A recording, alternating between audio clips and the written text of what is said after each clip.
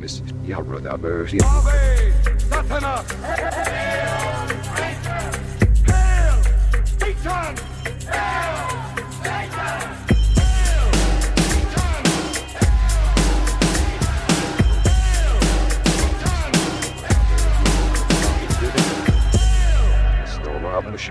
Greetings, heathens. Welcome to Hail Satan. This is the podcast exploring Satanism, culture, and life in general through the eyes of modern Satanists. My name is Joseph Rose. I'm part of an amazing, thriving congregation called Satanic Delco, and we welcome members from anywhere in the world. If you want to learn a little more about that, visit satanicdelco.com. Today, I'm going to present you with a recent conversation I had with Magister Raul Antony of the Church of Satan. When I contacted the Church of Satan through their official channels, the reply I got was from today's guest. I mentioned that, so those of you listening don't think I just picked some random goofball from Reddit or a Facebook group to come on here and represent the Church of Satan. He is an official, approved spokesperson for the organization. If you have a moment, please visit the podcast website at hailsatanpodcast.com. You'll find links to join me on social media, a form to send me an email, and a link to join up with the whole gang on Patreon. We have a few different tiers to choose from with various benefits, including the one-of-a-kind Greetings from Hell Satanic Postcard of the Month Club. But aside from that, joining us grants you access to Satanic Delco's private Facebook group, our lively private Discord server, our weekly Zoom gatherings, game nights, movie nights, music Zooms, stickers in the mail, bonus content, special events, and much more. If you're interested in finding community with an active, eclectic group of Satanists, there is no better group to do it with. All right, my guest is Reverend Raul Antony from the Church of Satan. Welcome to the show. Thank you. Happy to be here. I have a bunch of questions for you today. We might be all over the place, but maybe we can start by sharing what your history with Satanism is. How did you first discover it, and what was attractive about it? Sure. Yeah, I first came across Satanism when I was a young teenager. Me and my best friend at the time, it's probably like 14, 15 or so. I was kind of raised Catholic. He knew that. He was atheist, self-proclaimed atheist before I was. I was more agnostic, I would say, which is, a form of atheism, but I was more in the unsure realm at the time. I was kind of late to the whole Catholic process. I did the, baptism when I was a preteen. I was pretty late to it. So the baptism, first communion and confirmation, the whole process. And I think I did confirmation when I was like 12 or 13, so not too long before that. But it's interesting because in that process, you go to Bible study and you learn more about Christianity, Catholicism in specific, and I just began questioning things. I remember this one time, teacher was talking about the communion, and she was really laying it into us that we are literally eating the body and blood of Christ. And I was like, okay, symbolically, right? And she's like, no, you are literally eating. This is literally the body and the blood of Christ. And that's the whole purpose of this. Like, if you don't believe that, like, you cannot have confirmation. You cannot communion or confirmation. Like, that is the fundamental of the religion. And I played along. I was like, okay, yeah, sure. And just to get along with it, my family wasn't really hardcore Catholic. They were kind of like conveniently Catholic on the holidays and when times were tough, they went to mass. But it was mainly out of respect for my grandmother, who did a lot to raise me. And it was always her kind of thing to have me go through the whole process. So I kind of did it for her. I never really had it. I never had problems with my grandparents or my parents, never had that kind of teenage rebelliousness against the parents, really. So I was, I just went along with it. But once all that was said and done, it really got me questioning things. And I was telling my friend about this. We were kind of talking about religion and such. And he said, well, you should look into Satanism.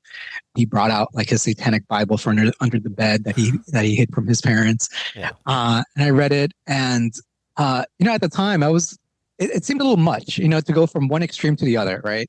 I was already questioning things, but I was like, I don't know, I want to jump all the way to Satanism, but this philosophy kind of makes sense, and it has that kind of edgy thing that would attract the teenager. But I just didn't really take to it at the time. I knew it existed. I knew it was a thing, but I kind of put it in the back of my head and I went on with the rest of my teenage years. And then it wasn't until maybe when I was 17, maybe just towards the end of high school, that I was doing a lot of my own self-exploration of philosophy and such. I was actually kind of a troublemaker in school in the sense that I cut out of school a lot. I ditched school. I kind of did my own learning. And I would hang out at a lot of independent bookstores throughout New York City. And I would actually read a lot of Anton LaVeyan's material outside of the Satanic Bible. Satanic Bible, I went back to and I read it and I was interested. And I thought I was like, okay, cool. I dig this. But what really got me into Satanism more deeply and got me to accept that label was reading his works and Satan Speaks and The Devil's Notebook. And at the time, the articles that were published in the Black Flame, which was the Church of Satan's magazine, official magazine. And what was interesting about that was I wasn't just seeing Anton LaVeyan's analysis and interpretation of Satanism, but also seeing other members' analysis and interpretations.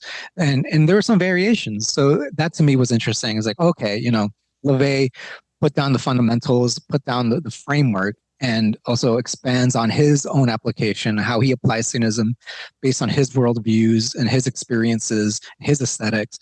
But then here are other members of the Church of Satan, coming from similar backgrounds, but also different backgrounds and applying different ideas, aesthetics, symbols. Like I remember reading, very influential at the time was Kinaz Phelan's analysis of Satanism and Afro-Caribbean traditions and applying like voodoo and such to satanic philosophy. And I was like, wow, that was very interesting to me. I'm familiar with voodoo, but to me, that was like a totally different thing. But seeing like how elements of that can be incorporated into a satanic ritual or philosophy was interesting. So that's what really got me down the road of exploring Satanism more deeply and eventually accepting it as a label, recognizing that within myself. And then it wouldn't be till several years later that I would be more active in the underground electronic experimental music scene in New York City. And I would be putting on concerts, art shows, and I would be working with other members of the Church of Satan, either participating in the shows or being attendees at events. And one particular show was Blood Access, which is led by Michael Moynihan, who is a respected member of the Church of Satan. And in attendance were a number of members, including High Priest Peter H. Gilmore. He was in attendance, and I met him. And at the time, I was kind of orbiting around the Church of Satan, but that event in particular kind of put it in me to say I need to officially put myself, recognize the organization, recognize that how much it's influenced me. And I also wanted to participate in some of the projects and activities that other members were doing that I was aware of and make it official. So I joined the Church of Satan. I applied to be an active member. And throughout the years, I've stayed in communication with the central office, keeping them updated in the things I was doing in terms of art, music, writing, but also my personal life, just things developing in my career, how I'm applying Satanism in that world and the accomplishments I'm having in that. And that's what led me to work my way up to the position of Magister is where I am now. So I went from Warlock to Reverend, and now I'm a Magister in the Church of Satan. Got it. I was aware of Reverend from when we've spoken previously. I didn't realize you got the upgrade, so congratulations on that. Thank you. That concert, when you had that moment and made some connections and all that, what year was that? I'm just curious. Oh boy, I think that was roughly 2006. Oh, okay. I think it was even further than that. It was 2005, Blood Access. Yeah. Okay. So yeah, that's 2005. If you were to give someone a brief elevator pitch, let's call it, about Satanism, how would you describe it? Satanism is the acceptance of the material world as it is, right? And that this is the one life that we have. And we are the rulers of this one life. We are the center of this one life. We are our own gods. And all this I'm saying applies to Satanists. This is not a universal philosophy. I would say this is more descriptive than prescriptive. So we're not prescribing this. Everything I'm saying, I would not prescribe to anybody. I would not say this will make you a better person if you are a Satanist. So I like to preface that what I'm doing is I'm describing a type of person who would view the world and their life in this way. So a Satanist would be a person who views the world as a material world, a world in which we are the center of it, and it's up to us to make the most of it, to recognize that most religions throughout human history have done the best to minimize materialist, carnal desires and pleasures and our base instincts in favor of some kind of reward in the afterlife, or some kind of enlightenment, some kind of post-material, post-carnal kind of reward or existence. We Satanists reject that. We say this is our one life, so this is our one chance to do this. There's no point in doing things either morally or ritually or ceremonially that will see some kind of reward in some afterlife or next life, or to become some kind of oneness with God, or some kind of universal consciousness, if we talk about like Eastern philosophy. So it's not just a rejection of Western religion, but it's also, I would say, a complete rejection of Eastern religion and philosophy as well, because we kind of see ourselves as that one God, and there's similarities. So I'm going more than an elevator pitch, but that's basically it. So sure.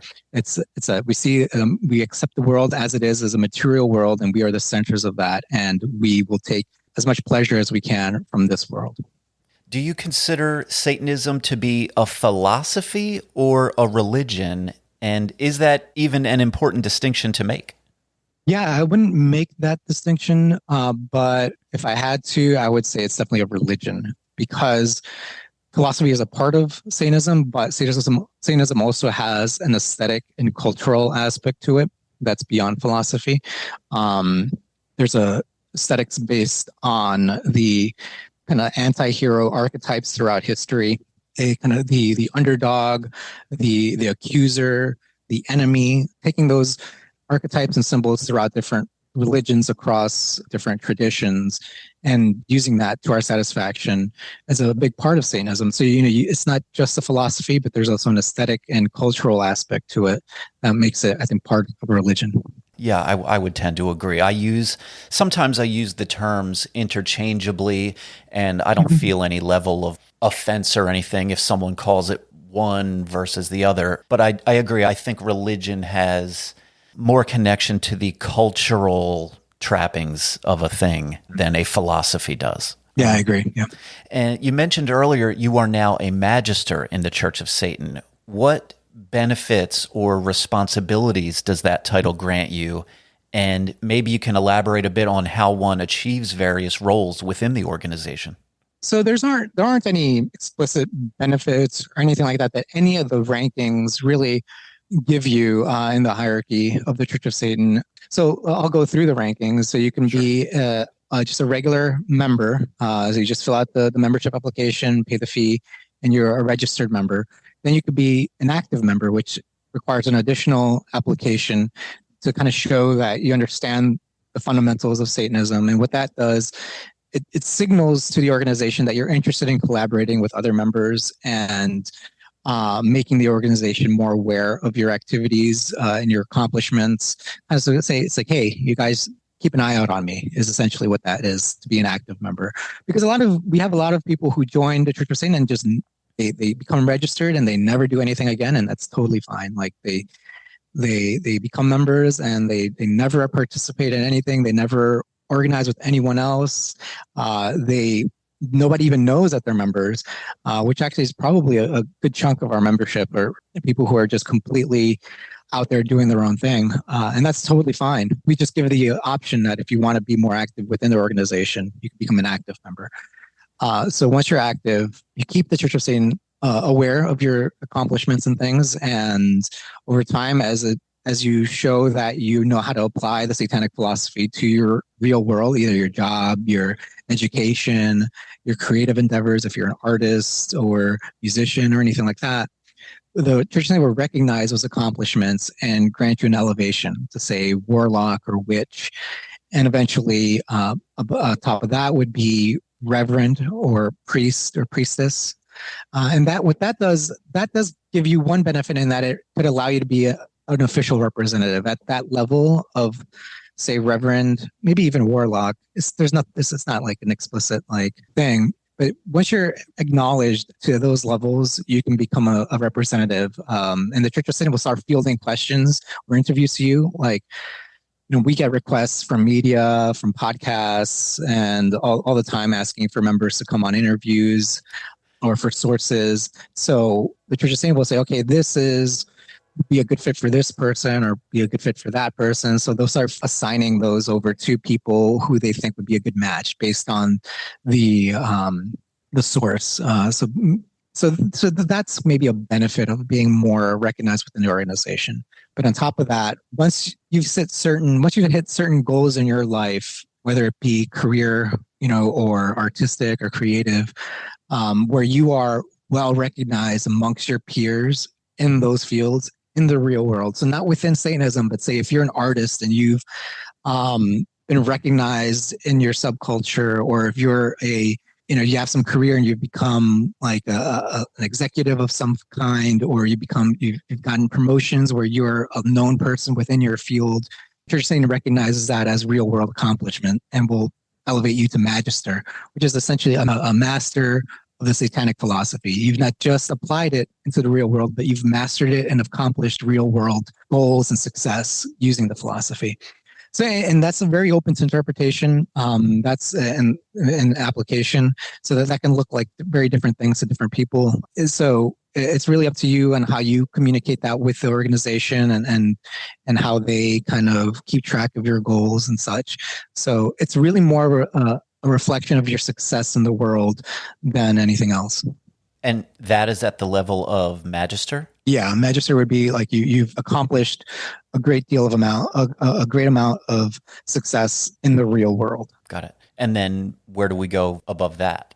And above that would be high priest and high priestess. There's only two of those: high priest Peter H. Gilmore and high priestess Peggy Nadramia. So those would be the leaders of the organization. Well, that puts you at sort of next in line. Well, there's several. We have several magisters. There's even something called the Council of Nine, like an internal organization of magisters, or the Priesthood of Mendes. This is another internal organization that talks about governing things. And yeah, I don't want to get into the weeds on that too much, but Sure. there are other magisters and such, and there's some things that we do amongst ourselves to give our opinion on things, on certain things going on in the culture or within the organization, to help advise the high priests and the high priestess. Got it. Some people, certainly people who identify as Satanists outside of the Church of Satan, a common criticism, if you could really call it that, is the casual view that the Church of Satan doesn't do much, or they don't do anything, something like that.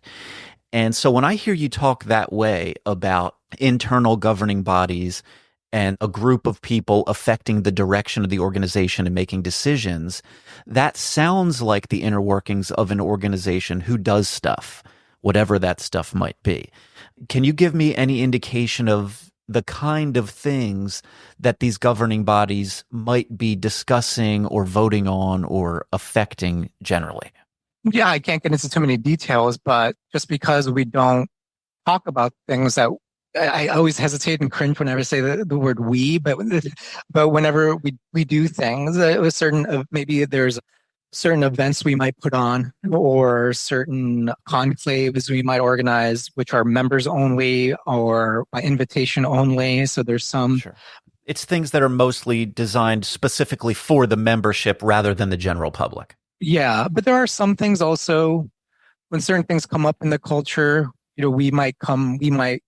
some select few of us may give guidance on, should we comment on this event? Should we have some kind of response to such and such thing going on? More recently, probably things going on in pop culture with this kind of resurgence of interest in, say, the satanic panic and satanic aesthetics. Yeah. We can't expect the high priest and the high priestess to be aware of everything going on in music and movies and pop culture. So they may have an opinion. They may say, hey, we heard about such and such show, say American Horror Story. Oh, we heard about American Horror Story. They had some kind of portrayal of LaVey. They may ask a few members who are more familiar with American Horror Story, the actors, the actresses, the plots and the history, and say, is this part of the course of them? Or is this something we need to react to?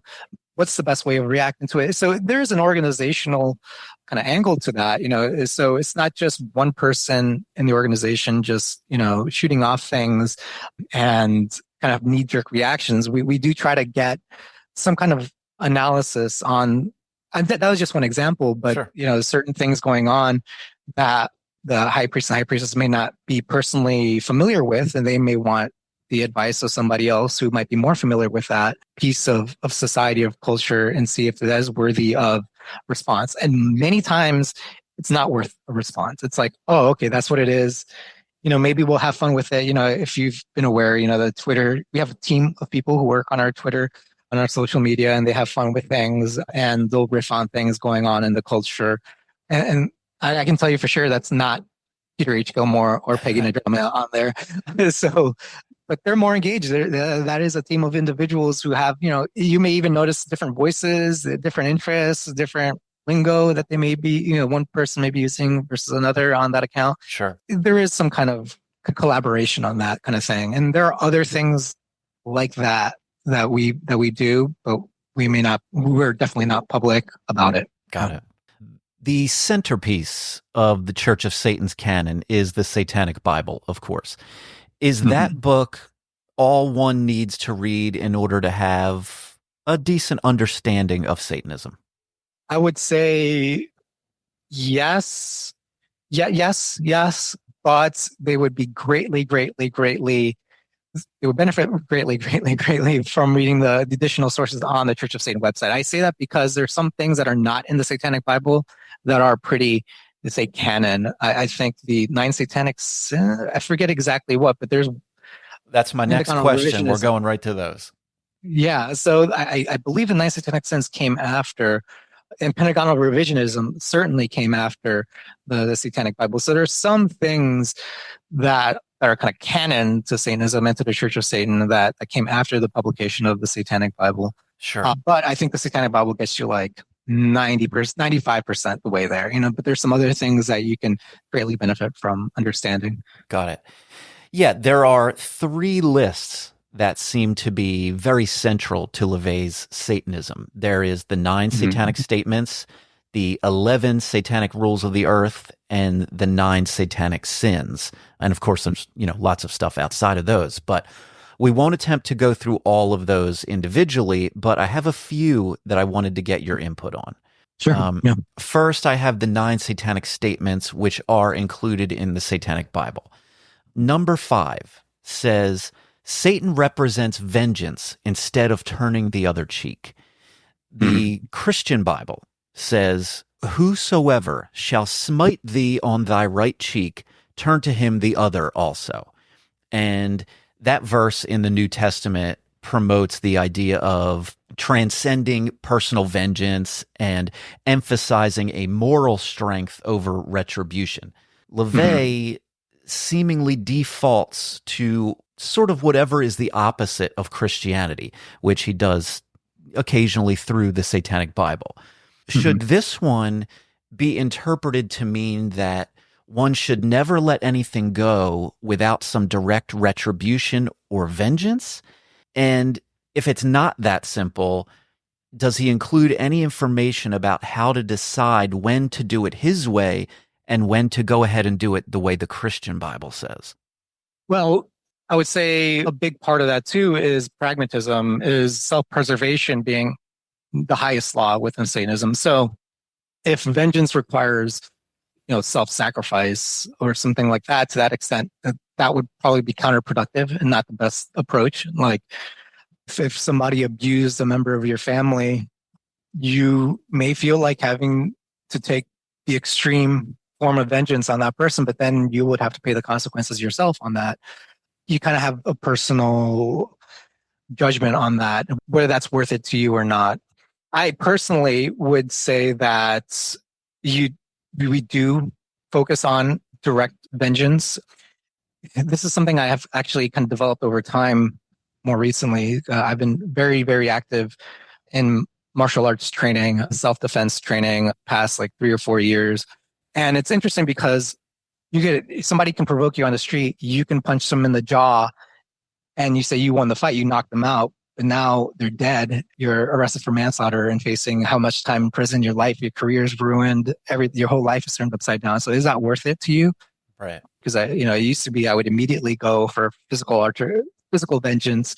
And I think over time, I've grown to see, okay, there are different ways that you can get vengeance on a person, either through, depending on the situation, if it's a personal relationship, by having success in your own life, and then and that's your vengeance, right? You prove them wrong. If somebody insults you or demeans you, you could say, you're going to prove you wrong. My vengeance is my success, is to show you that I'm not who you think I am. It could be physical too, given a certain situation, but you also have to be aware of your own strengths and weaknesses and the consequences of that. And yeah, that's one of those things that definitely have evolved over time for me. Yeah, makes sense. And I do find that, at least also in my experience, just the reality of getting a bit older changes things like that dramatically over time. Yeah. Yeah, I think when you have less to lose, it's one, it's a different thing when you have versus when you're older, you got a family, you have other people who depend on you and things like that. So you have to keep those into consideration. For sure. Next up, we have the 11 Satanic Rules of the Earth. And I had a couple from this one. Number 4 on that list says, if a guest in your lair annoys you, treat him cruelly and without mercy. Do you find there to be any imbalance between someone annoying you, perhaps unintentionally, and responding by actually treating them cruelly and without mercy? Yeah, something to keep in mind too is that Satanic Bible is meant kind of like shock therapy. It's dramatic. Its prose is dramatic. It's influenced by other writing that's dramatic and and inflammatory in many ways. So it kind of keeps in that style. So I wouldn't say that that's you have to do that literally, like literally torture a person who annoys you in your home. I wouldn't say that, but I think the idea is don't tolerate that. If somebody's in your home and is disrespecting you, don't tolerate that. Ask them to leave, ask them to stop, correct them. And if things continue where that person is obnoxious, yeah, you can either directly physically remove them from the situation or do things that annoy them, do things that make them want to leave on their own. Yeah. So yeah, I would say like that's my interpretation of that statement and how you would address that situation. I've read the Satanic Bible several times over a span of years. And in fact, I find myself reading it more frequently nowadays than ever before. My first time through was in the early 1990s when I found it, probably around 92 or 3 as a kid. And so because of this podcast and surrounding myself at times in a bubble of Satanists of every kind, we discuss these things a lot. And a thing that comes up a lot is the interpretation of LaVeyan's language. And like you said, he has a style. It is dramatic. It's all these different things you could call it. And I think any reasonable person can read his writing and see that that is his style. But when we talk about picking apart what he's writing and interpreting it and trying to find where it belongs in our lives or not, I've gone into reading this Satanic Bible at different times with different mindsets or goals from the onset.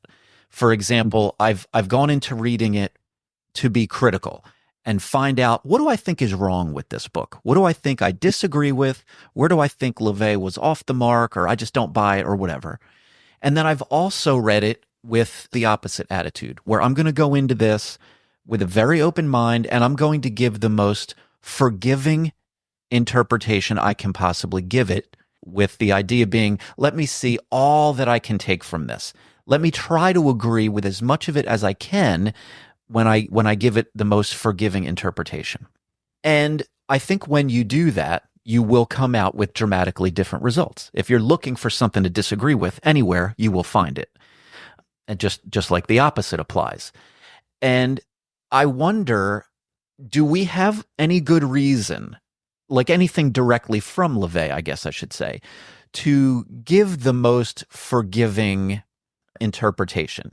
You know, I agree with you. When you read these things and you interpret them, it makes the most logical sense for an adult to say, well, yeah, but you can't constantly run around getting vengeance. You're going to spend your life in prison. That makes the most sense. But without having known Anton LaVeyan, I don't know that he made the most sense. You know what I mean? I don't know when we're giving him too much or not enough benefit of the doubt. But at the end of the day, would you say that it just comes down to what matters is our personal interpretation rather than guessing what Anton LaVeyan really meant? Yeah, I was just about to say, and you nailed that. I think it comes down to the idea is that when you read the Satanic Bible, that's why I say it's more descriptive than prescriptive. It's not saying that these are the ways that you should live your life and you will be a better person for it. No, when you read the Satanic Bible, does it make you stop and think like, I can see what he's saying there. Okay. And make you say, I see that as a part of myself. Maybe not exactly, there's some variance there. I may interpret things a little differently than he did, but I kind of get it. And to me, it's more of, how do I say, it's kind of like a beacon or a lighthouse. It attracts certain people, and some people will be immediately turned off by it. They'll read it at face value, like you said, and they'll be completely shocked by its language, its directness, and they'll be immediately turned off by it. Be like, no, that's completely not for me, and that's fine, because I think we do try to, in some ways, I'm happy with that. I'm glad we turn away those kinds of people, whereas other people might not be immediately turned off by it and be like, okay, yeah, I get it, and I may interpret things a little differently. There's also, I would say, we may attract people who might take the most literal interpretation of that, but miss the nuance and miss a deeper reading of the philosophy. They might read like the rituals in the later parts of the Satanic Bible and think those are literal rituals and think of LaVeyan as a literal devil worshiper, but miss all the nuance within the Satanic Bible that makes it more of a ceremonial, a theatrical work than anything. But that's why I always say that the Satanic Bible, in a way, is a very dangerous book, because it is open to interpretation. And yeah, I think it can be misinterpreted by some people, but I think that's just the nature of powerful material, right? I think some people, it'll attract people who are willing to engage with it, interpret it, and apply it in their life, and it not so much for others. It might just turn off the kind of certain people as well. Yeah. And I imagine it's reasonable to believe that some people will interpret the Satanic Bible in their specific way. And naturally, as humans tend to do, they assume that the way they've interpreted it is the correct way. You're right. Yeah. I think there's probably a lot of that goes around. Yeah. And, I'll say, in my younger years, I was probably in that camp in a way. I would say I would have my application of Satanism in certain aesthetics in certain ways. And I'd say, this is the one way. This is anybody else who interprets it any differently is wrong or just doesn't get it. They don't understand it. But I don't know. It's like over the years, I've engaged with different kinds of Satanists, different kinds of individuals who have been influenced by the Satanic Bible and Anton LaVeyan's work. That doesn't matter so much to me anymore. It's not even that I was right or wrong about it. It just doesn't matter to me. Sure. To me, it's like I've spent so much time with that in the past that I wish I spent more time developing my own, working on myself, working on my application of Satanism and doing things to just focus on myself rather than trying to tell other people how they should interpret it. If they're doing it wrong, and they could be misinterpreting Satanism, well, that's not my responsibility. That's on them. Yeah. Someone else can deal with that. But, to me, it's like, I don't want to make them a part of my world. Right. And unless there's some sort of objective test for you to pass or fail, then maybe there is no misinterpreting. It's just you're interpreting. Yeah, and the thing is too, I want to say too that as much as we've been talking about interpretations and applications of Satanism, the fundamentals are pretty straightforward, though. I mean, the fundamentals, there's not a lot of room for interpretation in the fundamentals, right? Sure. It's like I think the fundamentals, when you boil it down, are pretty straightforward, and you either agree or disagree with them. I think where there is interpretation and room for variance is in the application of it and how you would apply those things to the real world. Now, like for example, you should take vengeance on somebody who harms you. Now, how that vengeance looks and how that vengeance is accomplished in the real world will vary. That's what I'm saying. So you should not turn the other cheek. I would say turning the other cheek is very unsatanic. Forgiving your enemies, looking the other way, and letting people trample over you, that is unsatanic, right? So I will say that's without argument. But how do you take vengeance? How do you respond to that? There's room for interpretation or application and variance in that. So just want to be clear about that, is that the fundamentals are very clear. Yeah, I agree. Bedrock. Yeah. All right. The next one on that list that I pulled up was number 10. It says, do not kill non-human animals unless you are attacked or for your food. That one's pretty cut and dry. Is it safe to say that hunting for sport is not compatible with Satanism? I would say, yeah. I would say that is a satanic sin. Yeah.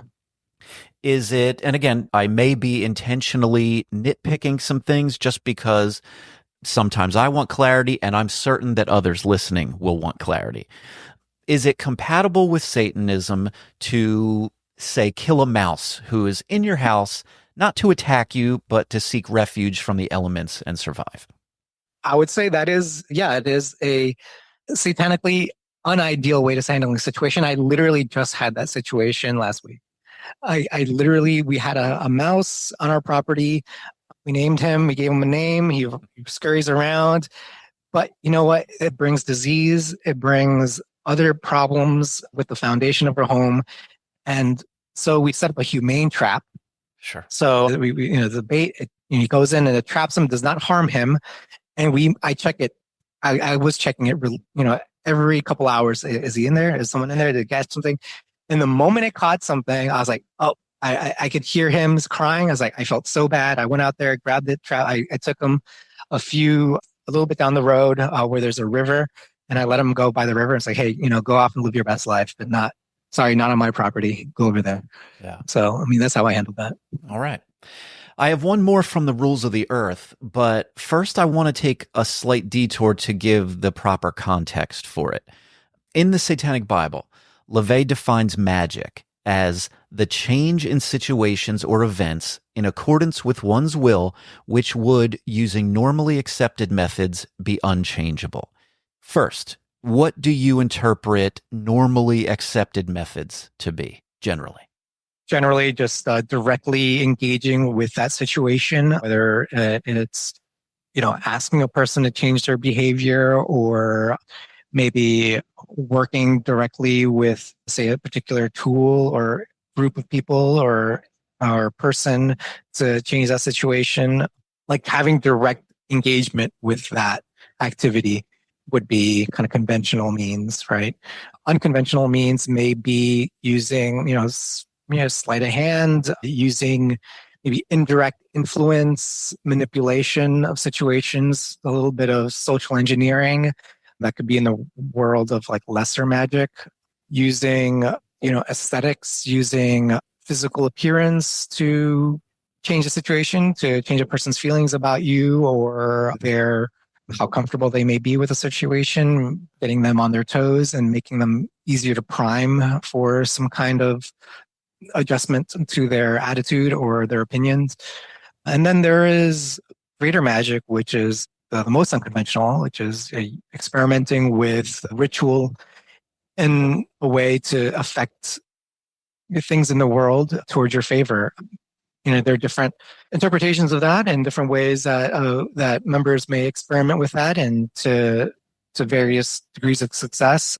Personally, for me, that's been a internal change. So to me, that's the use of ritual has been a way of engaging parts of me, parts of my persona or personas within myself in order to prime myself for a situation, or put myself in a mindset where I would normally not be, and accomplish things I normally would not be able to accomplish without that kind of engagement within myself. Yeah, maybe this one comes down to the way a person interprets the phrase normally accepted methods. Right. When I read that one, over a few readings of the Satanic Bible, it always stood out in a certain way because my definition of normally accepted methods was something like information or methods that are accepted in, say, mainstream science, let's say, something like that, something that is, we can look to as a society as like, this is accepted, this is normally accepted methods. And it felt to me that LaVeyan was using that phrase, and he's pointing to what's outside of that. So there's normally accepted methods, which is just, in my example, let's say mainstream science, things that we know work and have been tested or whatever. And he's saying, well, there's stuff outside of that. And that was the part that would hang me up a little sometimes. I was like, well, what does he mean? And I understand that part of LaVeyan's magic, which we will talk more about, is things like the art of persuasion. What can you do? Things like you mentioned, like your aesthetic. How are you dressed? Do you look good that day? Are you confident that day? And using parts of our psychology and everything that we do to get what we want in life. And it felt to me like those things are normally accepted methods. But maybe your interpretation is that those are the things outside of normally accepted methods. Yeah, I mean, there is room for that. And I think that is also a very, how do I say, it's relative to the time, right? There's certain things that are accepted at a certain time within society, within our understanding of the world, that may change over time. So I think that gives it this kind of evergreen kind of idea of what be accepted at one point or another. But I'll be blunt. I mean, there are members of the Church of Satan and Satanists, including LaVeyan, who were interested in things that were fringe, psi phenomenon, neural. I want to say neural language programming, but it's something else. That's something else. But just the way manipulating individuals through language, through, say, your intonation and things like that can change your neural processing. And I say this because I know there are members who I engage with who are interested in that kind of thing and practiced it and study it. Like I said, there could also be room for, I wouldn't say supernatural, because that would say that these are things that exist outside of our material world. But I think there are things of our material world that we don't fully comprehend, and maybe not even capable of fully comprehending. There are certain things that our minds have been evolved to understand out of necessity, out of survival, that we do not have the biomechanical mechanisms to understand. My next question specifically was the term supernatural. Because one way that this often gets discussed is using the term supernatural specifically. Can someone believe in the supernatural and be a Satanist according to the Church of Satan? I would say, yeah, you can. Yeah, you can. Okay, I know members of the Church of Satan who believe in things like ghosts and UFOs and is supernatural phenomenon. Now, there are some things about that, depending on the way you interpret it, that could be against the satanic philosophy. But, this is the thing that, this is something I've also kind of learned over the years, is that not everything in your life has to be 100% satanic. Not everything that you're interested in and believe has to be 100% satanic. This, the things that the fundamentals, the bedrock of our philosophy lay out, this is what Satanism is, and this is what Satanism is not. And I think that is important, because for 2,000 years, we've had religions just defining Satanism however they want it in ways that benefit them, and it's never been self-defined. So in the Satanic Bible, Anton LaVeyan say this is what Satanism is, by a Satanist, by a self-proclaimed Satanist, not an occultist and not a Thelemite that dabbles in devilish imagery. No, I am a Satanist. I am a loud and proud Satanist. This is what Satanism is, and this is what it's not. Now, it doesn't mean that as a Satanist, everything in their life has to be 100% satanic. There could be things that they're interested in that are outside of the realm of Satanism, like some elements of the supernatural that they're just interested in. They may even believe in some ways, and that's fine. One of my good friends and people I admire is Carl Abrahamson.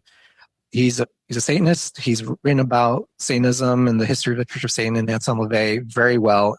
Great deal of knowledge on the topic. Without a doubt, he knows exactly what Satanism is and he isn't. But he's also interested in things that are outside of Satanism. He's got a history in the OTO and in Crowley and ritual magic and things like Temple of Psychic Youth and things like that. And he's experimented in ceremonial magic and he's had success in that. Now, are those things satanic? No, there's definitely things that Elamite that are definitely not satanic or, they're incompatible with Satanism. But you know what?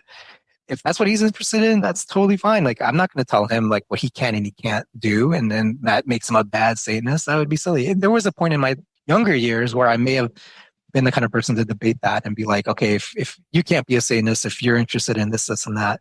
Yeah. But that's to me, those kinds of people are so boring. And that leads to a very kind of limited worldview and lack of experience. So I'm not that kind of person anymore. I'm not going to say that you cannot be interested in these things, but I will say, yeah, that's outside the scope of Satanism. And you're free to go outside the scope. You're free to do and be interested in other things. But yeah, but I think it is important to just say, yeah, that's cool, but that's not Satanism.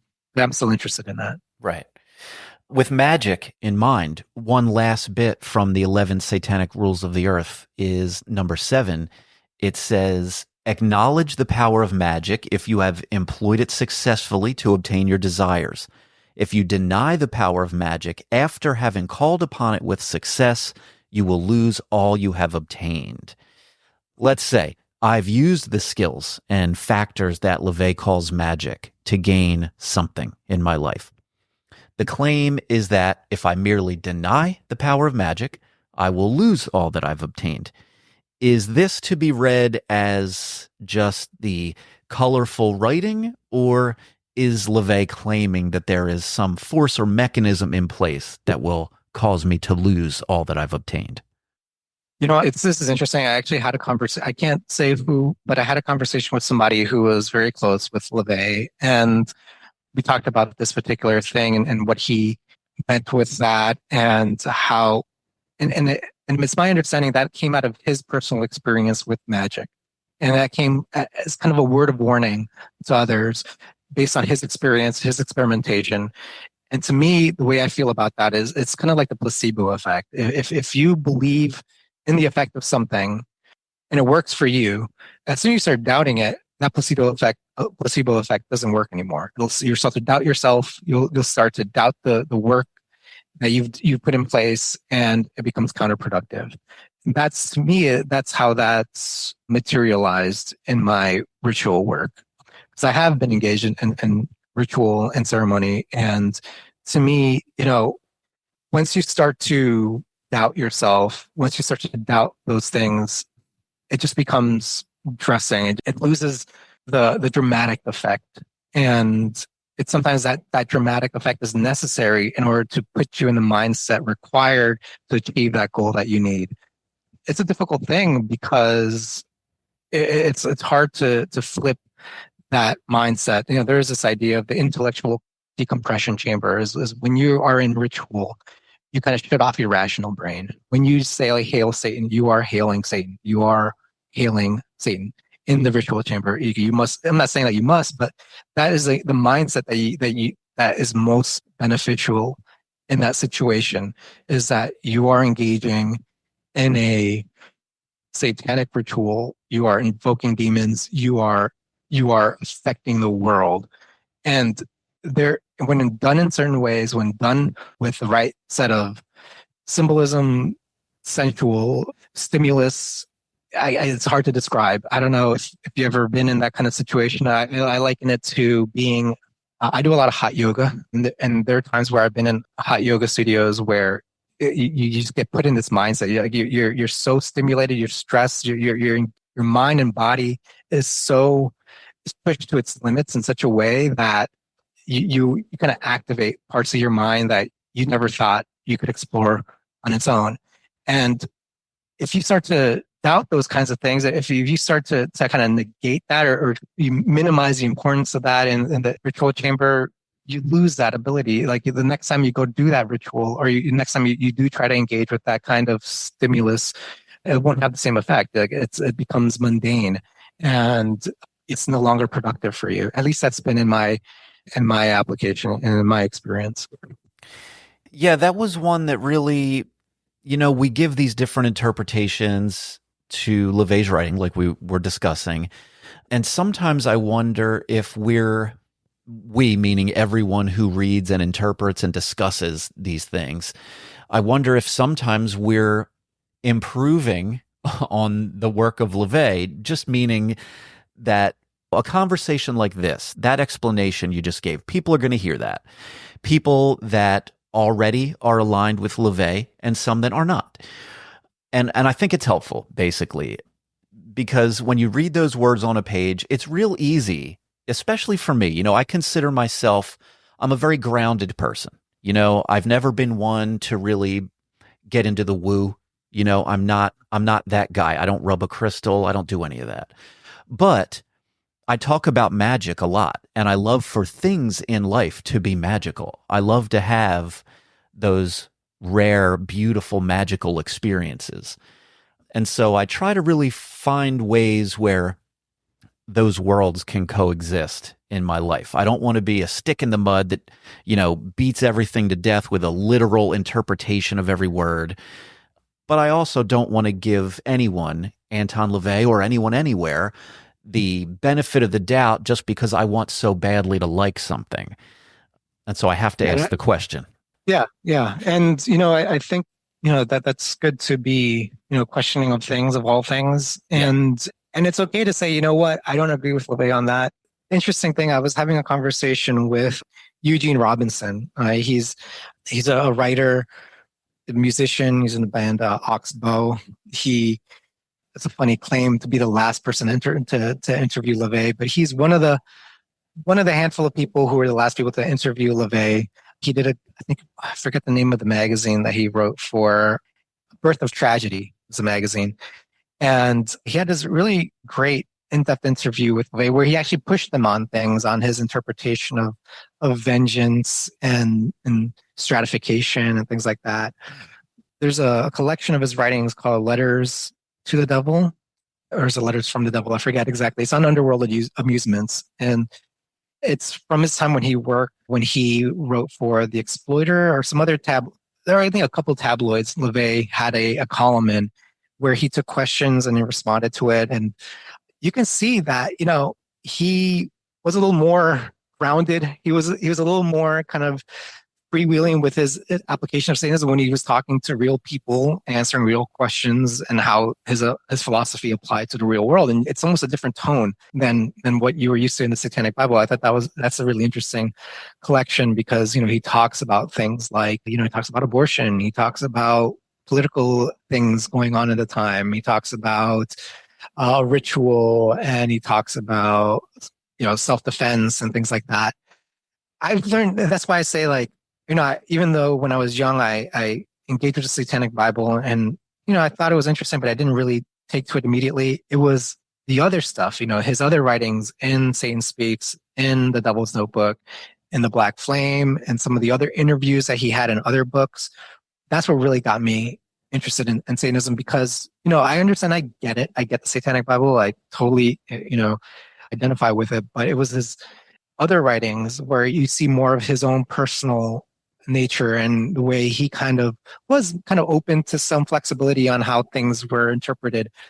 So things that I'm saying, I don't think it's anything new, really. I think because a lot of this I've taken from my life experience, but also readings of LaVeyan and how he kind of dealt with the more applicable side of Satanism over the years, and also my experience with Peter H. Gilmore, who is a close and dear friend with him. I talk with him on a regular basis on different things, mainly just our shared interest in music and movies and things like that. But we also talk about, just different ways interpreting things in the world around us and our experience with things. And, I'll go to him for advice on some things. And He'll give me a lot of guidance in certain aspects of my life. So, it's, to me, it's been a very kind of evolutionary and learning experience over the years of being a Satanist and finding ways to apply it in my life. But going back to what I was saying about Eugene Robinson, he's really active well, in his younger years, he was active in the underground fighting scene. He was in the early days of mixed martial arts, before the UFC. Sure. And he was writing about cage fighting and things like that. And he actually talked to Anton LaVey about that. It's unfortunately, I don't think it ever made it to publication, but he talked about fighting as a form of ritual, of satanic ritual. And it's one of the ultimate forms of ritual, because there's almost nothing more carnal than being in a fight, hand to hand. You're literally tasting the blood and sweat of another person, your own blood and sweat and your own tears, and in an enclosed environment for a given number of time. And there's a certain mindset you must be in. Like, you must see yourself as the winner. You must push yourself. The mindset nowadays, to me, that's the ultimate form of satanic ritual, is the kind of things that you have to do to your mind and your body to prepare for that engagement, for that situation. It puts you on a different level. And there's no better form of, say, survival of the fittest than in that environment. Yeah. It's in a controlled environment, at least. Yeah. Yeah. I just recently did an episode here about my spring and summer of running. And I likened it to ritual. I think the episode was a satanic ritual on the run. And like fighting or running or any of these things, I've found that as much as it is a physical pursuit, it is maybe even more so a mental game. Mm-hmm. And just like ritual gives us certain powers or abilities, however you want to phrase it, they're applicable to all these different things, just like they're applicable to life. Mm-hmm. That's fascinating to me. Now, there are groups of people whose attitude toward ritual is sort of a very DIY attitude. It's sort of, ritual can be basically whatever you want it to be, custom made to serve the specific purpose that you want or need it to serve. On the other hand, some folks say that LaVey gives you these examples of ritual in some of his writing in the Satanic Bible and other works, and they're there for a reason and they're to be followed if you want to achieve effectiveness. And I've found myself clearly in the camp of, it can be what you want or need it to be. You create what works for you. What you know about yourself will help you prime yourself, as you say, for that situation. Is it safe to say, are you more in that camp of you do what you need to do? Yeah, absolutely. Yeah, I definitely think that. Well, I mean, LaVey's satanic rituals and a lot of his material are based on the things that he was interested in at the time. And you also have to go back to that time, that the late 50s, early to May 60s and 70s. There's a great amount of interest in the occult. That was still very forbidden stuff. That was very edgy stuff at the time. Even those who were into the New Age and cult scenes at the time, to talk about the Black Mass was, to him, it was forbidden fruit. It's like, you do not talk about that. So that was very stimulating for him at the time. It was enticing and like thrilling to openly be talking and writing about this kind of material.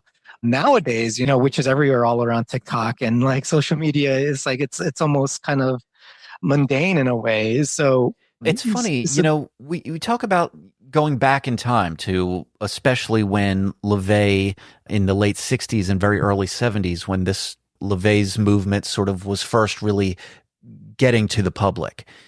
And on one hand, the world was such a different place back then, and we tend to think of the world as more naive. The farther back you go, oh, well, this was all new. They didn't know about this. They hadn't experienced all this. And so you'd think on one hand, when this guy comes out into the public eye with all of this Satan business and doing rituals and all this unusual stuff, you'd imagine the reaction could be sharp against that kind of thing. And I'm certain there must have been some of that. But when we look back, I love the old Church of Satan Anton LaVey footage that we have. I wish there were more of it, even early on, like the interview with Joe Pine. Joe Pine, yeah. That kind of stuff. There was a vibe that I get from a lot of it of people weren't necessarily scared or angry with Anton in a very potent kind of way. There was a curiosity and almost a, oh, well, there's this crazy guy up to his silly business. Let's see what he has to say. There was a bit of that, which eventually took a turn when we get to what we call the Satanic Panic, I guess, where it got sort of uglier. And then you have the modern day version of it where it's kind of a mix. On one hand, talk about Satan has been so normalized, I guess, because there's a lot more of it with satanic organizations and headlines and all this stuff. But at the same time, you've got people, trying to firebomb satanic organizations or whatever, get into all these problems. Yeah. And so basically, it's hard to even pinpoint, to me at least, was it easier for LaVeyan back then to be the way he wanted to be in public, or was it more difficult? I don't even really have a vibe on it. Do you? I mean, I think LaVeyan actually talks about it a bit when he says that the timing was right. He used magical terms in the sense that he said that there was it was a magical period where he said the timing was perfect for Satanism, and I think he got a read of it because he was interested in the occult and things like that prior to the writing to his formation of the Church of Satan. He had the Magic Circle, and even before that, he flirted with some of the stuff, but he noticed something in the zeitgeist at the time that was okay. This is a prime time, 1966. There's something about it that he thought the timing was perfect for it. The media would take to it, and he took advantage of that and he ran with it, and he had a great deal of success with that. And I think that also goes to, I think we have to credit the kind of person he was and his dramatic nature. I think was perfect for that. I think if the Satanic Bible was more, let's say, rational, was more kind of level-headed, I don't think it would have the effect. I think it would have been published and forgotten about. But I think its dramatic prose, the way it just kind of takes a sledgehammer to certain kind of fundamental ideals at the time, and even today, I think it gave it that kind of everlasting life that he capitalized on at the time. But yes, I know for a fact that things got scary into the 70s and 80s, and he went into a state of reclusivity almost, where he didn't do any media appearances, and that was not without that was not unwarranted. He had threats to his life. He had people attacking his home. He had security cameras everywhere. He had barbed wire fences. He was armed. There were times in his life where he thought people were going to come for him. Yeah. Are there parts of the Satanic Bible that you don't really agree or align with? Satanic Bible, maybe not exactly, but there are some things that LaVeyan wrote about that I didn't really care for, where, for example, he has this thing about not bathing regularly. He has this thing of using, having your natural odor, your natural sense, being animalistic and using that, in certain ways. I like to take showers multiple times a day. I have to. I don't want ringworm. I don't want staph. I don't want. I shower all the time. And I think by all accounts, that I've read about LaVeyan, he did seem to truly live by that one. Yes, yeah. There, even in that Joe Pine interview, I think he kind of mentioned that. That's he's right. Like, he's like, oh, you got a certain odor to you, and he's like, well, hey, I got a reaction out of him, and there are some. I think there can be something to it. I've seen actually some influencers talking about that more recently, about the going au naturel and your pheromones and things like that. I don't know. That's not a thing I'm interested in. Sure. I know some people are, and they really engage with that kind of thing. That's an element of his writing and his kind of. I would say that's part of the Satanic philosophy. That's an example of him taking his fundamentals of Satanism and applying it to his own interests. He's got his own little fetishes and his own things that he's interested in exploring. Yeah, and he took Satanism and he applied it in his own way. And some people take it like, oh, if you're a Satanist, you can't shower. It's like, right. No, it's what I mean. It's like, if you're a Satanist, maybe you might be interested in that kind of thing. It doesn't necessarily mean you have to apply everything in the ways that LaVeyan did, but it's just like he kind of gives an example of a Satanist. LaVeyan is a Satanist.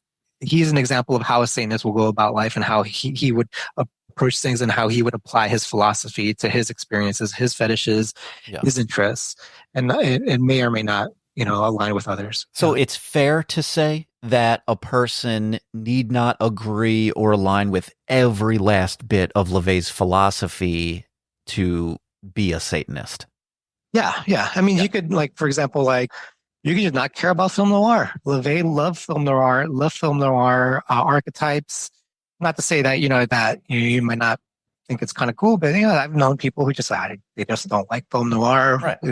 They might be interested in all kinds of different kinds of things. They might be interested in anime. They might be interested in some other kinds of media, or not be interested in movies at all. Or LaVeyan was really interested. He hated rock and roll music. He absolutely hated rock and roll music. He even though he lent his support to some rock and roll musicians, metal musicians, and he encouraged them to do what they did best, but he personally didn't care for it. He liked other kinds of music. Now, does that make you less of a Satanist if you were into black metal, or you were into what you call whipping music? Yeah. But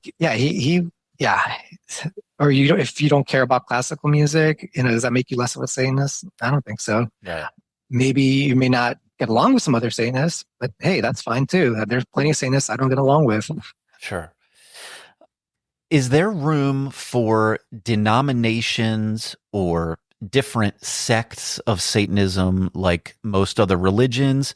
Or is there something very specific and unique about Satanism that would somehow rule that out?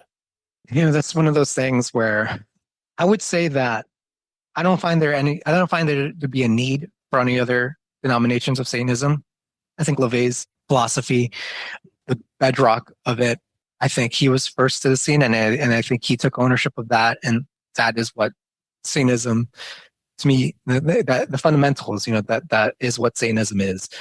I don't see any benefit to variations on that. Now, if other people can take that and create something new, call it something else, Luciferianism, call it demonolatry, call it, whatever else you want it. And there are definitely people who have done that. But yeah, I just don't see any benefit to that. But at the same time, I'm not going to go out there and fight that battle, honestly. It's I'm not going to go out there and be like, oh, bad-mouthing this organization or that organization, or, these people, these spin-offs, I just don't care about it anymore. Yeah.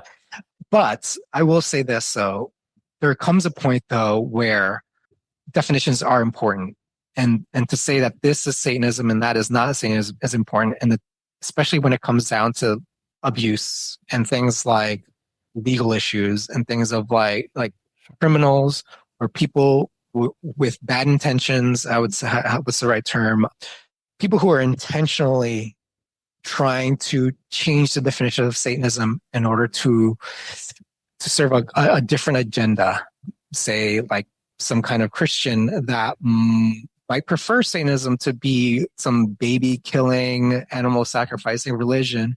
And they'll say, and they'll say, using it in a way that is specifically designed to hurt it. Yeah. Yeah. Hurt it or empower them. Right. And at that point, and so, if we're philosophically or logically consistent, we would have no room to say well, you can't do that. It's well, if you are open to interpretation and things like that, one can do that. So that's why I don't leave that room open. I say, no, this is what Satanism is. I'm happy with that definition of Satanism. And I think that's the most productive way of formulating it.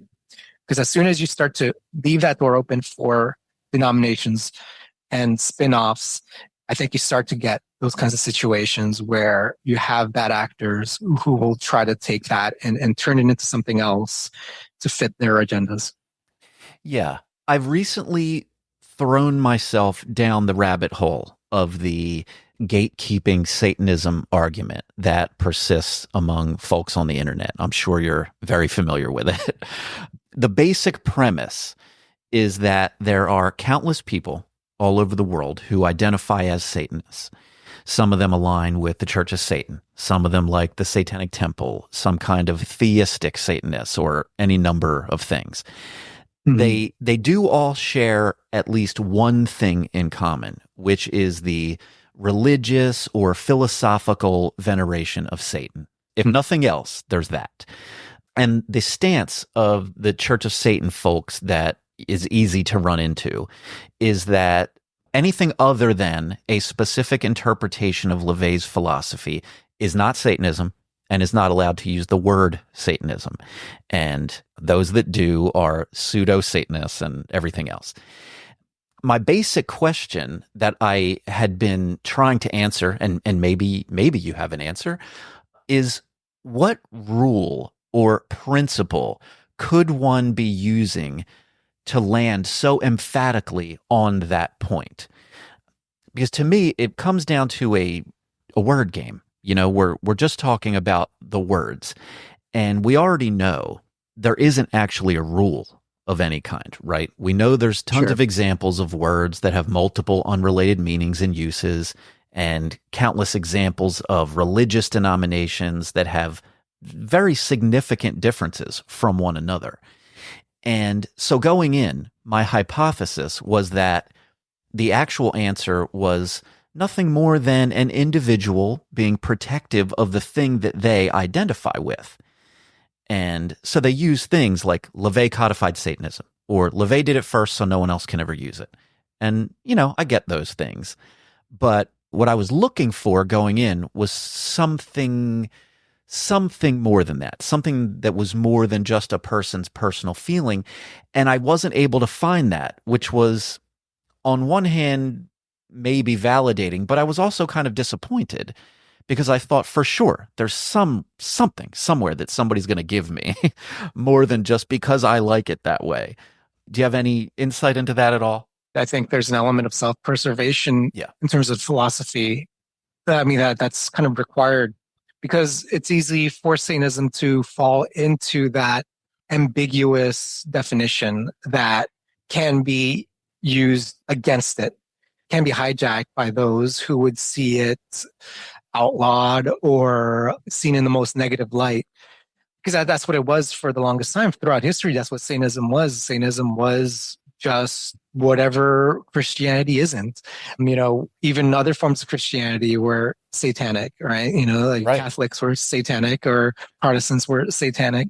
Muslims, Jews, of course, right? The great that's Satans. Usually the beginning. That's usually the beginning of the discussion. It's like, well, yes, Satanism existed. It was just a sort of epithet, a derogatory term or something used between mostly Christians, I imagine.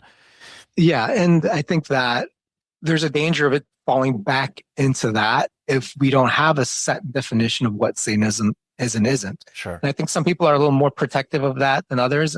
Maybe it's because they're just so online that, that's the kind of thing that they're into.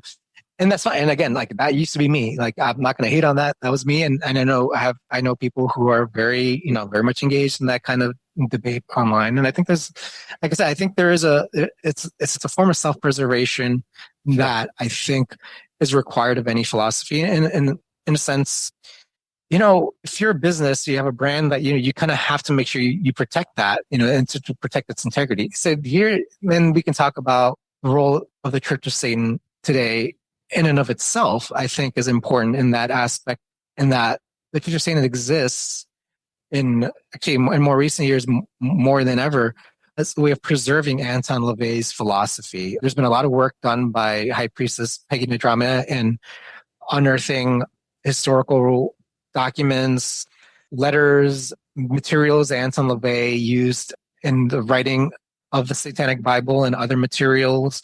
Some of the correspondences he had with other people in the time and media in Hollywood and such. And I think in more recent years, I think the Church of Satan has pivoted to being a preserver of Anton LaVeyan's philosophy and his formulation of Satanism. So, it's in our best interest to keep that alive, to keep that integrity, right? Because otherwise you start to get people who will try to say, well, Anton LaVeyan didn't really mean this or that. And, saying it starts to open the world. Michael Aquino, I hate to use his name, but he actually tried to do this a lot in this time when he was alive. He would try to bring things into the satanic philosophy and then use that as a wedge to turn it into something else completely that was more aligned with his own worldview that I would say was very different than Satanism. It's something else completely. So I think that danger is always there. And I think there were some people who kind of lived through that and have a fear that that can happen again, this attempt to try to redefine it into something else completely.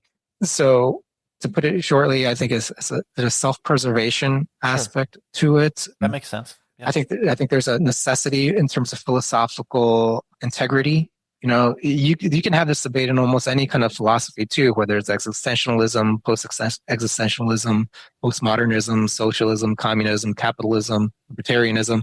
All these philosophies, they have that kind of purity test, gatekeeping debates within them, what is and what isn't. Yeah.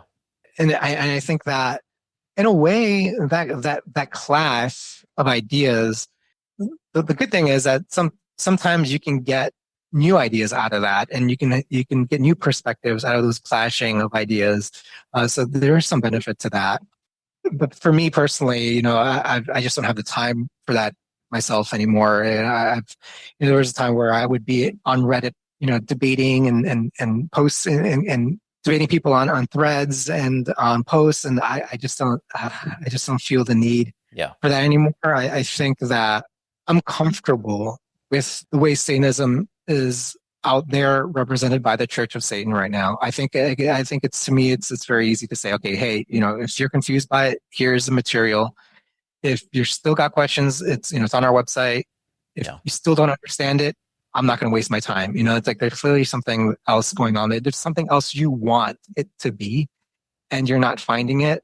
And, you know, I'll let you go down that. I'll let you figure that out. You know, you don't need, I don't want to be the kind of person that tries to like convince somebody of what Satanism is or isn't. I think that is actually counterproductive. I think that actually creates a person who can actually be kind of very self-destructive and I've had situations like that, you know, where there's a kind of person that, you know, had these red flags. I try to correct them. I try to say, hey, these are, you know, this is what Satanism is and isn't, and try to ingrain in them, you know, the philosophy and kind of make them, quote unquote, change their mind. And they're actually just not stable people. So it's like, it's so common sense that if you have a trouble understanding it, you know, just say you don't agree with it. It's like, it's not for me. That's great. But if you, I don't know, that kind of thing has been counterproductive for me in the past. You mentioned Peter Gilmore a few times. When people think of Church of Satan and its philosophy, naturally, it's defined by Anton LaVey, but Peter Gilmore has been the high priest since 2001, I believe. Has he expanded the canon of Satanism in any significant way, or is that not really his role? Is his role more about just being a steward of LaVey's work? Well, I think within Satanic scriptures, he has expanded the canon in ways. I think Stephen Flowers, he's a writer on kind of left-hand path traditions and philosophies. He's actually got a book, Followers of the Left-Hand Path, I believe. And in it, he talks about all the different variations of left-hand path philosophies and organizations. And in it, he talks about Peter H. Gilmore's influence on the Church of Satan and Satanism today, in that he is kind of like how you said, he's made things a lot clearer than Anton LaVey. I think he's less dramatic. I think he's a lot more grounded in his prose and in his thinking.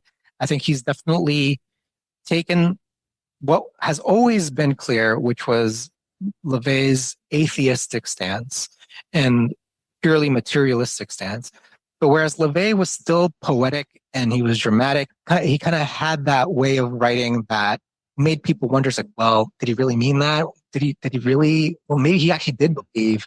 I think Peter H. Gilmore, he took it like, no, we are based on an atheistic worldview. He made that crystal clear. I think he grounded that more firmly. So I think that's his probably biggest contribution was, and I think people get irked by that because I think there are people who wish Anton LaVey was a devil worshiper, was a theistic person, and they get mad that Peter H. Gilmore, he's changed things. He's made the Church of Satan atheistic. He made the Church of Satan an atheist, thing. Yeah. Like, no. He just took that and made it crystal clear. He grounded that. I think that was probably one of the biggest things that he was able to do. I think he also expanded the kind of palette, the aesthetic palette of Satanism. In a way, whereas LaVeyan was very film noir based in his kind of aesthetics. Peter Ishigamawa introduced a more appreciation of like Japanese aesthetics, kaijus, and even more recent American pop culture elements like Willy Wonka into the satanic kind of milieu and understanding archetypes. I would say he's thrown more. He has a deeper appreciation of classical music, and he's kind of laid the groundwork of a satanic analysis of classical music. I think, and that's actually something I believe he's looking to expand on and continue to write about. I wish we do more, and this is something I need to talk to some people about, was to have some more of his writing available online. He did this. He wrote more on the Church of Satan website when we were blogging more often. I would say 10 years ago or so. We tried to revive the Black Flame, the magazine. We tried to revive it into an online publication with mixed results, pretty much based on just timing and things. But he was able to get some more of his writings on there, expanding on some of his observations in American culture and society. He kind of saw the coming of like this new Christianity, of Christian nationalism, and he's got commentary on that kind of thing. So I think he's been more, at least in my personal talks with him, that's been a concern of his, and that's something that I think he's looking to write more about and engage with. So that makes it, kind of brings the kind of satanic worldview to a more current place. Then LaVeyan wrote a lot about the things going on in his time. And I think Peter Ishigamawa is looking at things, at the world as it is now, and how Satanists can engage with today's kind of topics. Yeah. And in today's world that we live in, more is better, it seems, in an oversimplified way, meaning that people have short attention spans sometimes. Mm. And it's nice to hear from a source, especially if it's a thing that you hold dear. And I appreciate the way the Church of Satan has that archive of essays and information available on their website. I think that's really good. And so adding to that could only be a good thing, I think. Sure. One essay written by Peter H. Gilmore is Myth of the Satanic Community and Other Virtual Delusions. Obviously, Satanists from Church of Satan and every other thing are very eager to congregate together, both online and in person at different times, based primarily on the common interest of Satanism, but of course other things as well. Can you give an idea of what the Church of Satan's general stance is when it comes to community? Yeah, I think the idea is that community has a sense of obligation, right? Where you have something that is more important, like a group that's more important than the self. And I think that's where the issue is. Church of Satan members will congregate occasionally, we'll get together, but it's completely voluntary and it's completely based on our own interests at the time.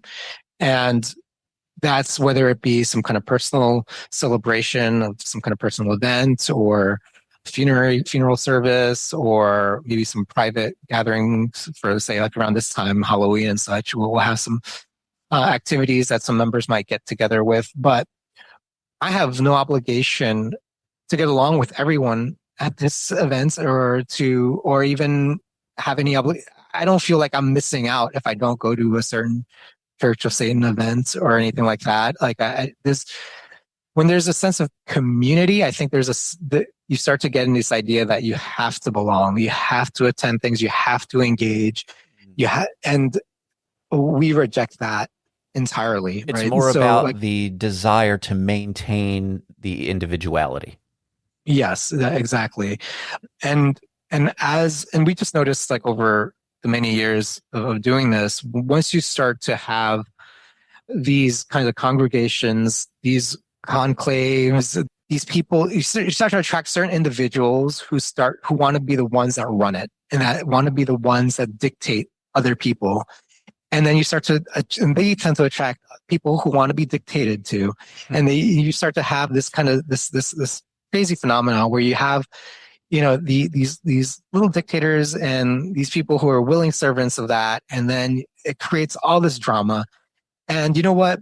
It's funny because, we see this happening with other organizations, other satanic organizations. We start seeing the challenges that they're having when that happens. It's like, oh, you see, this is why we don't do that kind of thing, because you start to get these little groups that start to nitpick at each other and nitpick with everyone else, and they start to have this competitive nature as to who's the big chief, and then it creates a lot of this unnecessary drama that's just, it almost exposes that kind of herd mentality that some people, even though they are attracted to Satanists, they still have this nature to belong. They still have this need to belong to some kind of herd, to some kind of community, to some kind of group. And you start to attract that kind of person the more you have this kind of thing. And to me, that starts to go away from the core idea of Satanism as an individualist pursuit, as an individualist philosophy. So that's why we discourage it. And even myself, there are certain events that I'll attend, certain things I'll get together with certain individuals. There's certain people who I like, who I get along with, who I have shared aesthetics, a shared appreciation for certain things, who happen to be members of the Church of Satan, and we'll get together. There are members of the Church of Satan who I don't want anything to do with. I would never share a meal with. And even though we agree on the fundamentals of Satanism, and you know what? I take that back. Maybe I will share a meal with them, and maybe I will always have pleasantries with anybody who's a member of the Church of Satan. But I don't want to be too mean about it. But beyond that, you can't like everyone. You can't like everyone, and not everybody likes me. I know that for sure. Sure. So, and that's fine. And that's it. There's this idea, actually, if you ever read of Max of Stirner and his philosophy of egoism, which is actually a precursor to Nietzsche's philosophy. This radical interpretation of individualism. It's very satanic, and it varies in some small instances, but he saw the individual as the ultimate thing in your life. Your own ego is the most important aspect of your life, and that all other things are spooks or phantoms. There are things trying to impose their will on you, and it is considered like the most extreme form of individualism, that's been ever formulated. But even he had this thing called the union of egoists. Even he recognized that there are times where you will want to collaborate with other individuals. He still rejected the idea of man as an island. And, he recognized that there will be times you want to collaborate with other people, but you do so voluntarily, and you do so based on your own shared self-interests. And over time, that will dissolve. And over time, you'll get together with some people, you work on a thing, and you dissolve. You get together, work on a thing, and dissolve. And I think the Church of Satan operates in that way. I think that's a very good kind of precedence for the Church of Satan, because that's very much the way we operate. Is there's some project that's going on, I'll get together with some people, we'll work on it, and then we may never talk again. Right, and or project based, goal oriented. Yeah, got it. Yeah, I mean, I'm in a way what you described. I am part of a satanic group. I guess if anything, I've been the organizer. But that's a thing that I participate in.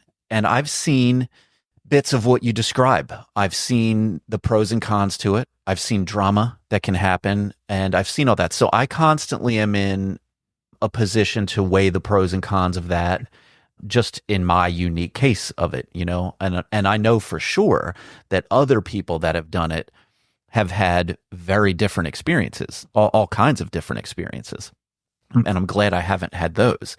But I've had my fair share. There's been drama, there's been ups and downs. And so if I reach a point where the cons outweigh the pros for me personally, then probably that will be the last day of that group. If I decide like, no, this is more of a detriment than a benefit, well, then that's not a thing I want to be a part of. But yeah, the way you talk about it related to the Church of Satan on more short-term, project-based things like that, that makes a lot of sense for sure.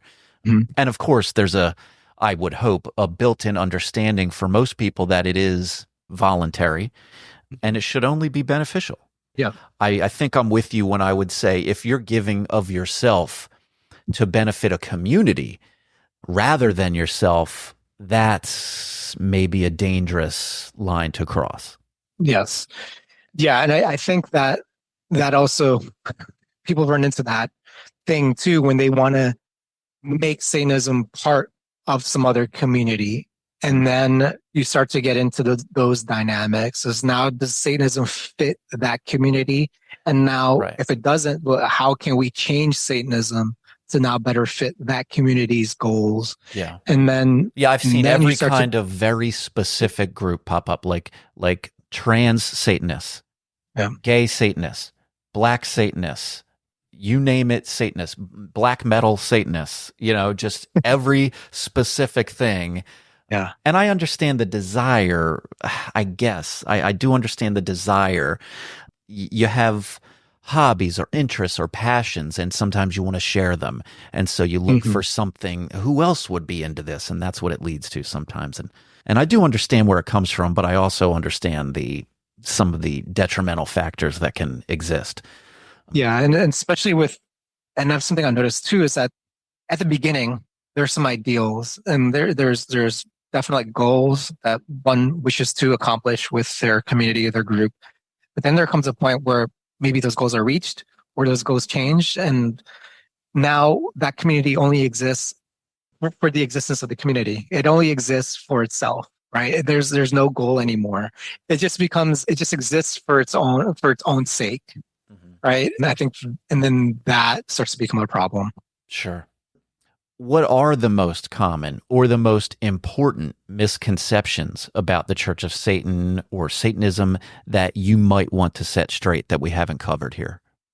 One of the things we touched on, but maybe expand a little bit about, is that the Church of Satan doesn't do anything, and that's something that irks me when I hear, because one, it assumes that the Church of Satan should be doing something.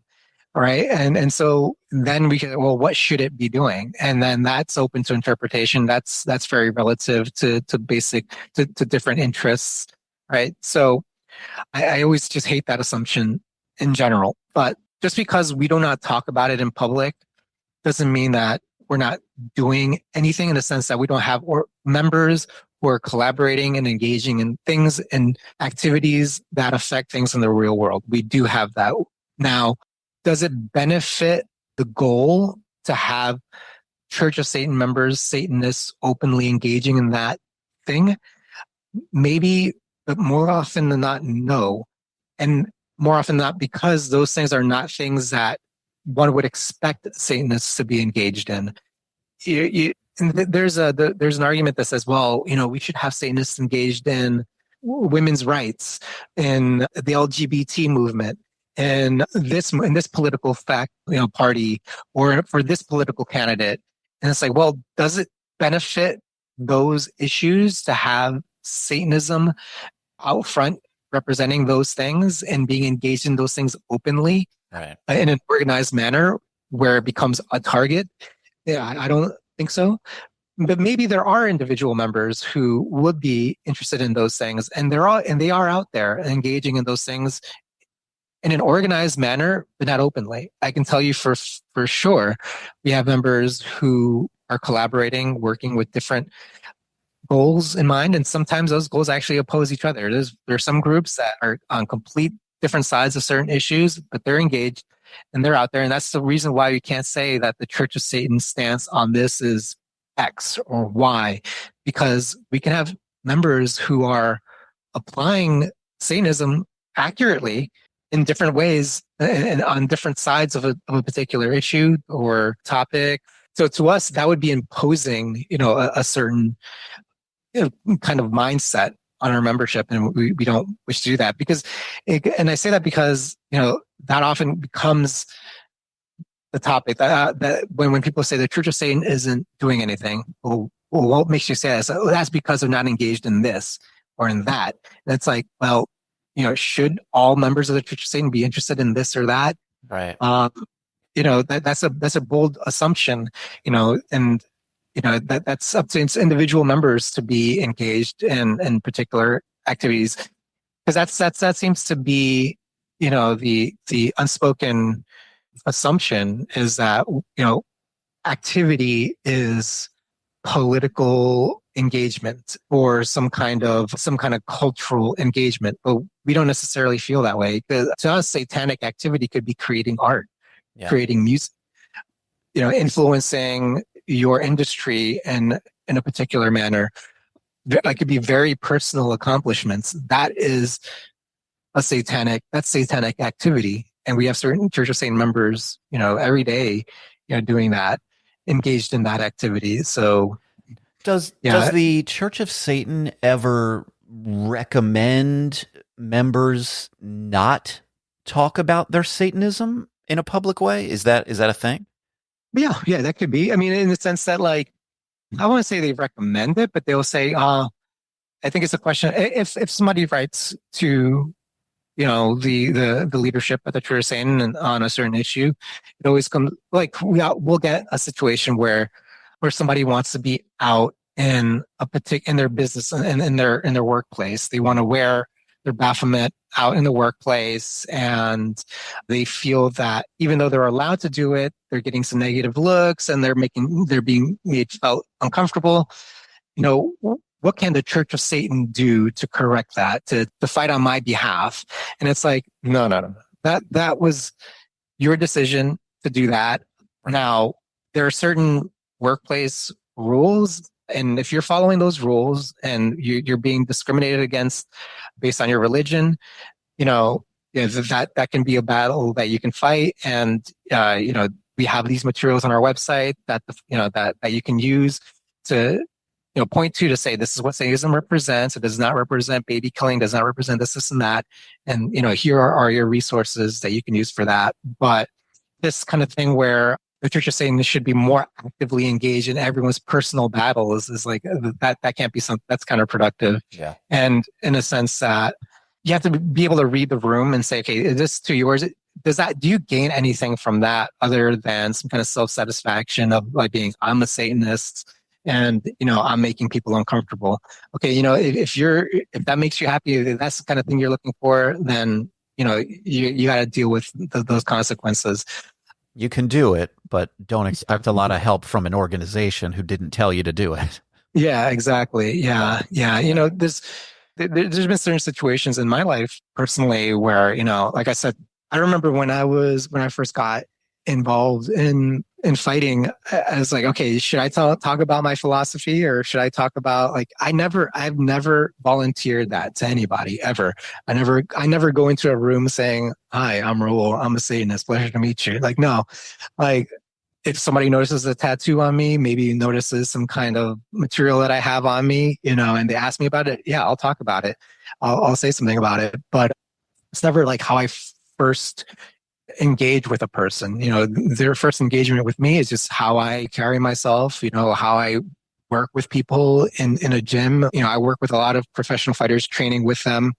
I work with a lot of new people, training them up to, the basics. And I got, so people know me from that experience, not as me as a Satanist. They'll know me, right? Through my accomplishments first and foremost, my reputation. And, he happens to be a Satanist. Okay, cool. And then, yeah, some people do attach, I guess, more of their personal identity to it for whatever the reason is. But you don't often meet a person and they introduce themselves like, hi, I'm Jane, I'm a Baptist. That's just not. But I guess maybe there are those people. They probably just don't talk to me. I don't know. Well, yeah, could be Mormon. Yes. Yeah. Some are definitely more upfront about it. But I think that covers just about everything I had here. Is there anywhere you'd like people to find you online? Actually, no, I haven't been very engaged online. I have a Twitter at Invisible War, but I don't really use it very much anymore. Keep an eye on the Church of Satan website, our news feed. There are some things that I'll be working on in the future in terms of music and maybe some writing that you'll hear on on the site from me. But otherwise, I look to. It's been several years since I've done these interviews, so I've had a lot of fun doing this with you. So maybe I'll do some more again. Yeah, I did as well. I have to say, I found it to be a fruitful, enlightening conversation. I've enjoyed it. Great. Thank you. All right, Magister Raul Antony, thank you for your time. Thank you for having me. All right, guys. I don't always check in at the end of an episode like this, but I wanted to this time. I really enjoyed having this conversation with Raul, and I think he did as well. My opinion on the answers that he gave and the way that he articulated many parts of the LaVeyan philosophy is that it was good.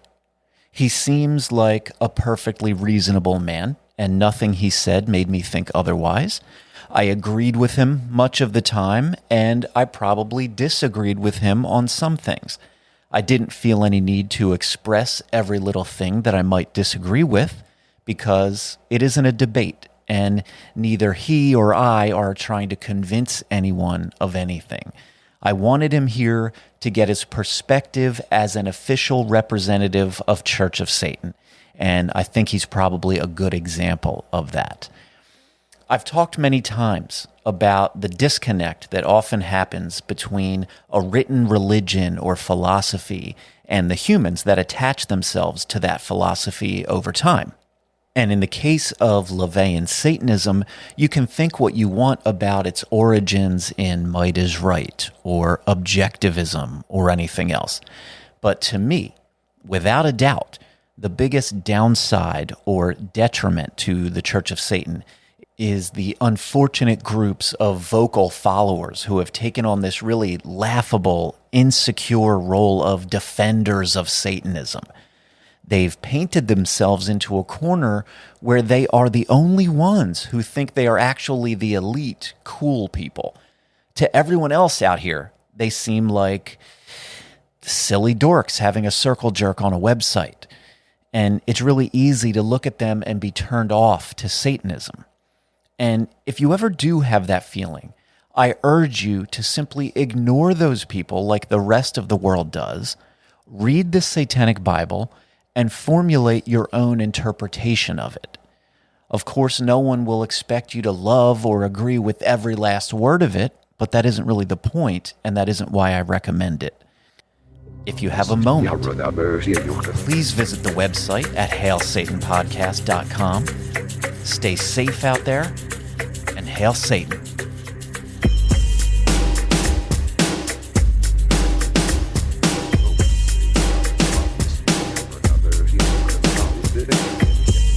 Yes, no, I'm going to shit in it. He will free his service.